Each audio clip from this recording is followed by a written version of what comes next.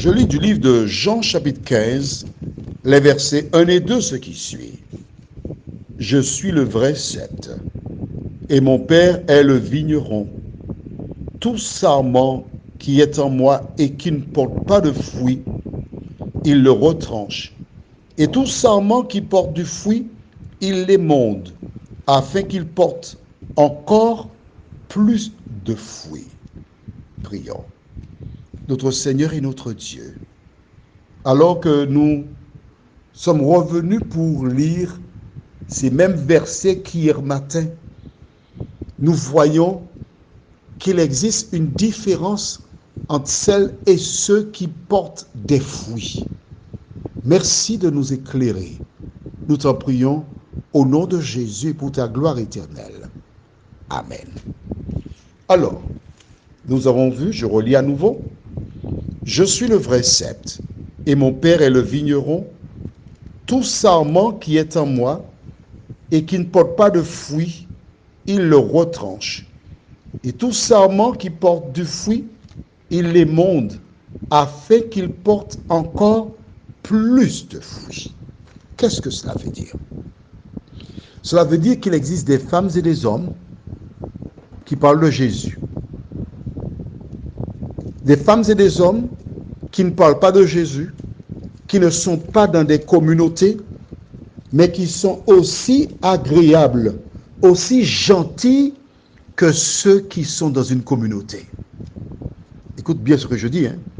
Ces personnes ne sont dans aucune communauté, pourtant, elles sont agréables. Et c'est un plaisir de vivre avec elles.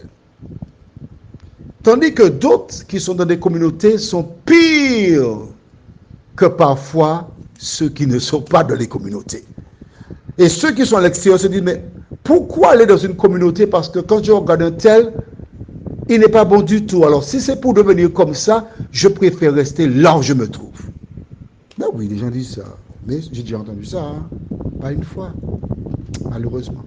Mais je voudrais te dire justement,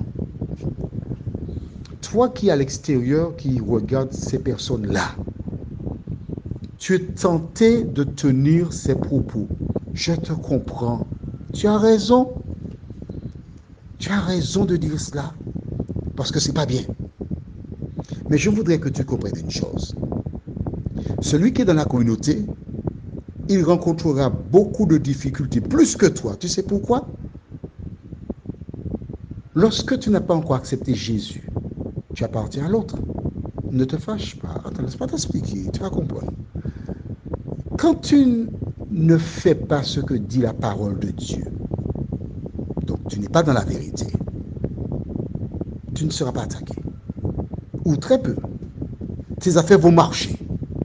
Mais celui qui est dans une communauté, Jésus a dit qu'il doit être la lumière.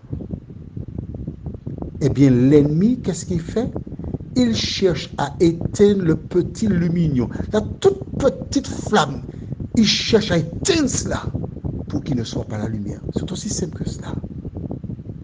En revanche, toi, qui naturellement, selon toi, est agréable, fais le bien autour de toi. C'est parce que Jésus est en toi déjà. Son esprit œuvre en toi.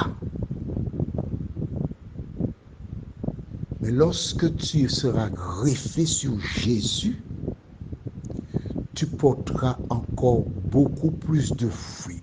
Tu seras meilleur que ce que tu es là actuellement.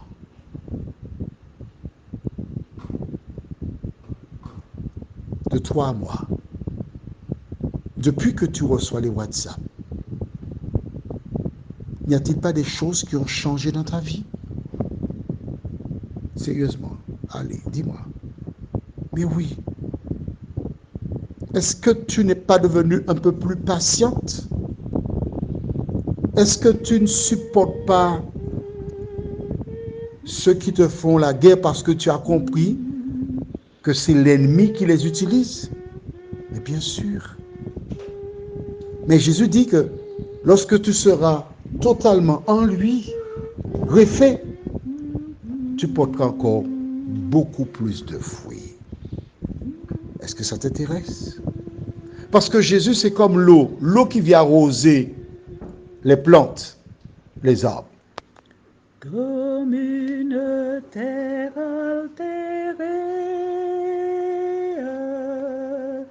soupire après l'eau du ciel. Nous appelons la rosée de ta grâce Emmanuel. Fraîche rosée, descendez sur nous tous. Ô divines ondées, venez arroser-nous.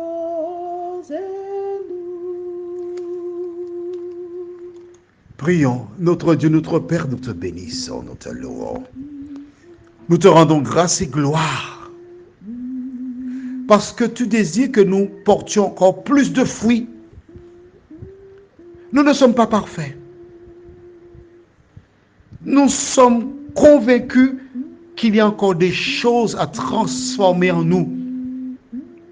Mais c'est toi qui le fais. Tout ce que tu nous demandes, c'est de t'offrir notre cœur, de lire la parole pour savoir ce que tu attends de nous. Aide-nous par ta grâce, Seigneur, à le faire. Remplis-nous de ta paix et que nous puissions chaque jour vivre selon ta parole, nous t'en prions. Au nom de Jésus et pour ta gloire éternelle. Amen. Nous te souhaitons une bonne journée sous le regard de Dieu.